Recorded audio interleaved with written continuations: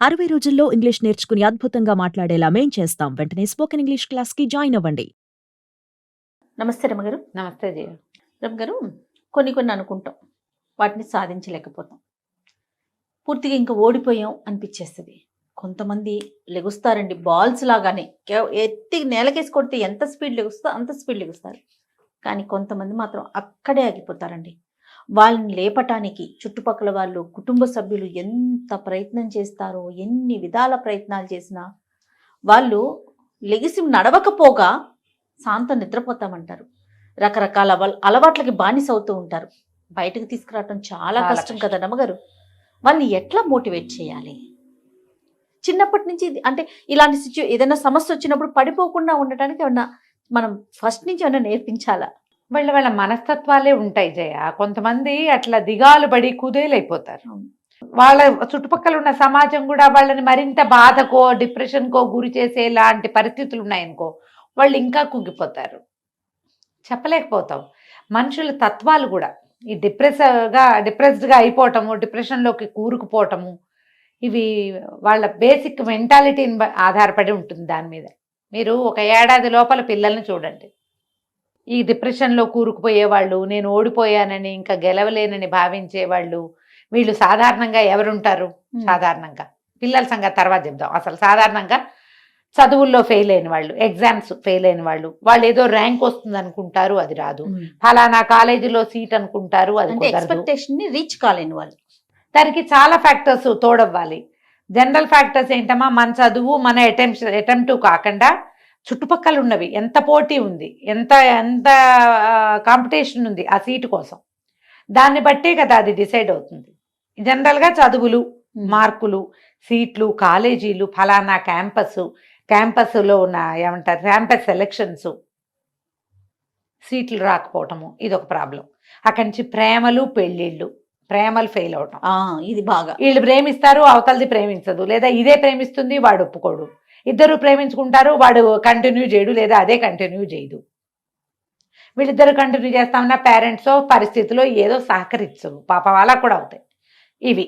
అక్కడి నుంచి పెళ్ళిళ్ళు, ఫెయిల్యూర్స్, పెళ్ళిళ్ళల్లో కంటిన్యూ అవ్వటము, అవ్వకపోవటము, రిలేషన్స్లో కంటిన్యూషను కాకపోవటము, ఆస్తులు రాకపోవటము, పుట్టింటి వాళ్ళు సహకరించలేదనో, అత్తారింటి వాళ్ళు సహకరించలేదనో, అన్నదమ్ములు హెల్ప్ చేయట్లేదనో, సిస్టర్స్తో పవలేకపోతున్నామనో, ఇవి కాకుండా మధ్యలో ప్రమాదాలు, అబ్యూజివ్ థింగ్స్, అవమానాలు, ఆఫీసుల్లో ముందుకెళ్ళలేకపోవటాలు, ప్రమోషన్లు రాకపోవటాలు, ఎన్ని ఉన్నాయి జయ జీవితం అంటే.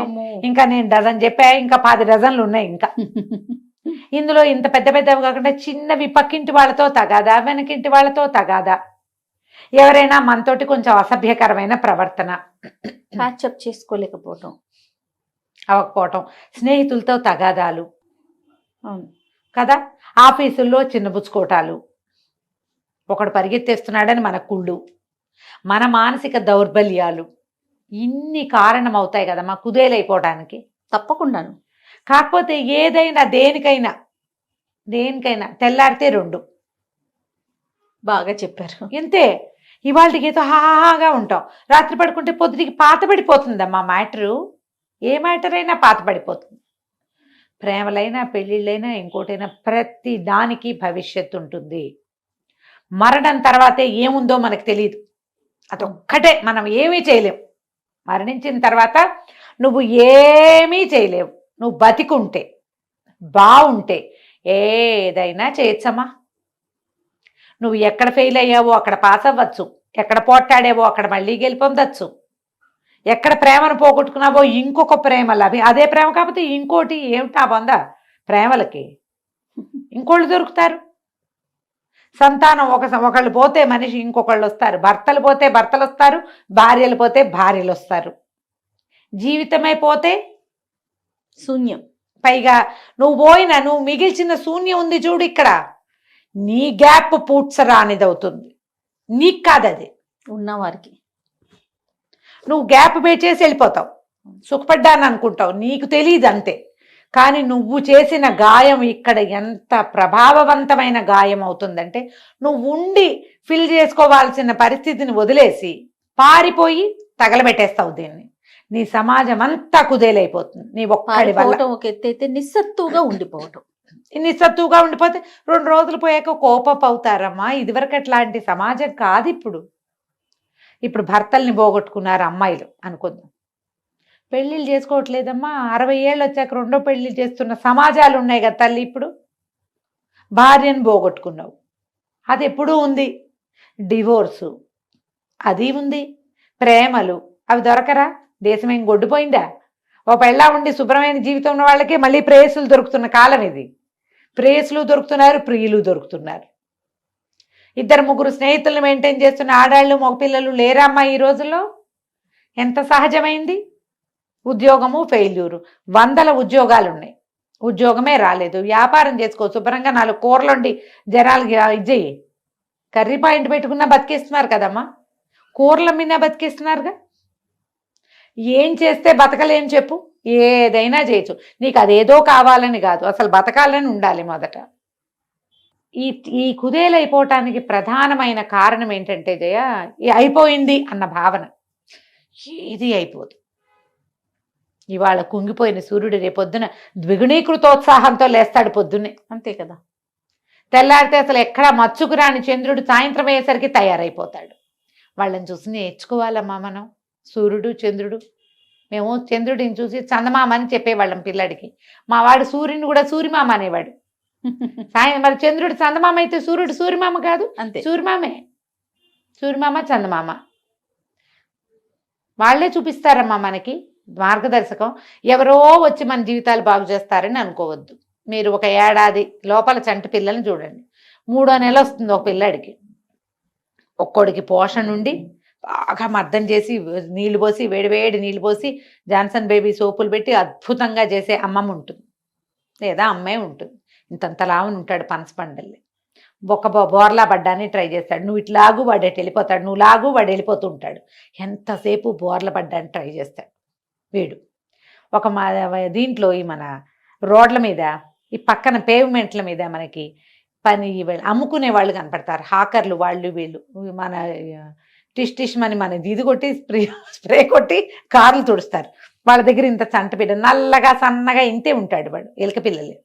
వాడిని తెచ్చి వాడిని కింద పడుకోబెడతారు. నువ్వు చూడు, వాడికి పోషణ లేదు, నూనె లేదు, మర్దం లేదు, ఏమీ లేదు. ఏదో తల్లిని ఒక గుక్కడి పాలిస్తుంది, ఇంతే ఉంటాడు ఎలుక పిల్లలు. వాడు తిరుగుతాడమ్మా పక్కకి.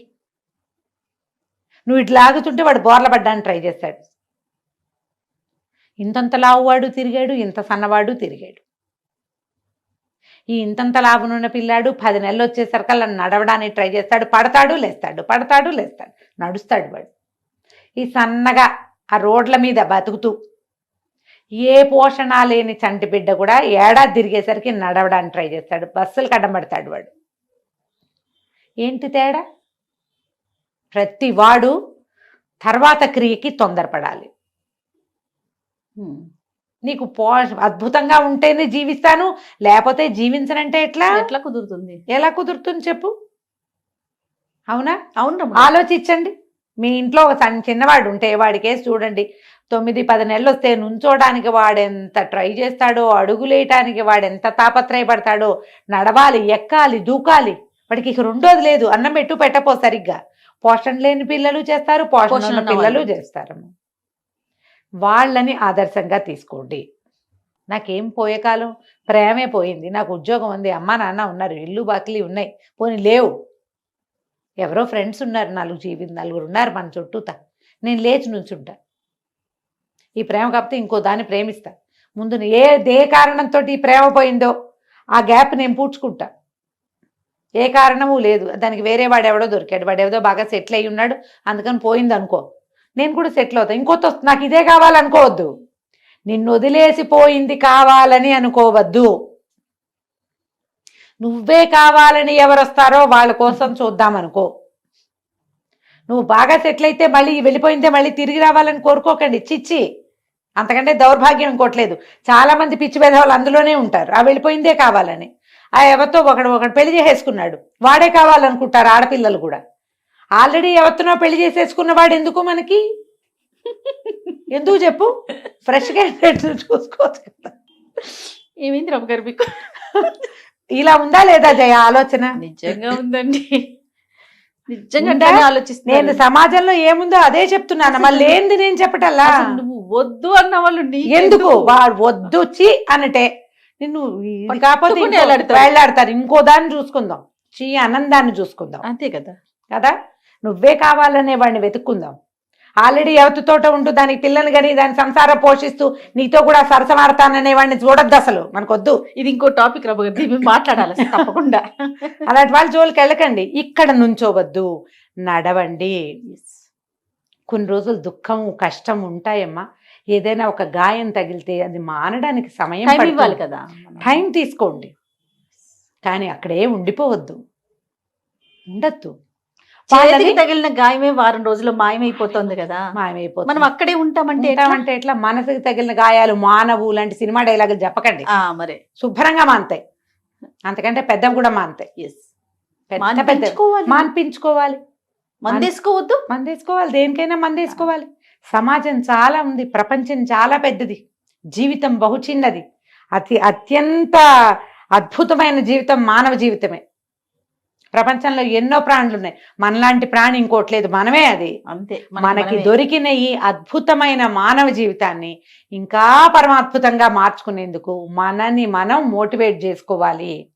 సమస్యలు వస్తాయి, బాధలు వస్తాయి, ఆశాభంగాలు కలుగుతాయి, వాటి దగ్గరే ఆగిపోవద్దు, నడవండి. నడపటానికి చుట్టూతా ఉన్న వాళ్ళంతా ఏదో ఒక సహాయం చేయండి, ఒక మంచి మాట మాట్లాడండి, వాడిని బయటికి తీసుకురండి. ఈ తాగుబోత్తనాలు, తిరుగుబోత్తనాలు, ఏదో అలా పడిపోయి ఉండటాలు, ఇప్పుడు కొత్త కొత్త వచ్చిన దౌర్భాగ్యాలు, అవన్నీ చూడ్డాలు, ఏదో ప్రపంచాన్ని సృష్టించుకుని అందులో ఉండిపోవద్దు.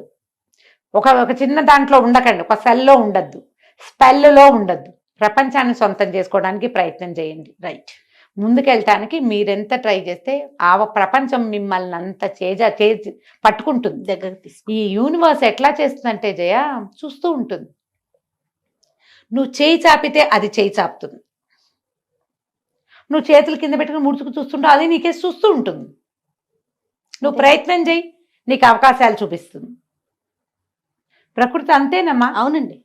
నువ్వు ఏ ప్రయత్నము చేయవు. నేను బావిలో పడ్డానని దేవుడా అని కూర్చున్నావు, ప్రకృతి నీకేమిచ్చింది? వెదవది నోరు ఇచ్చింది, కాళ్ళు చేతులు ఇచ్చింది.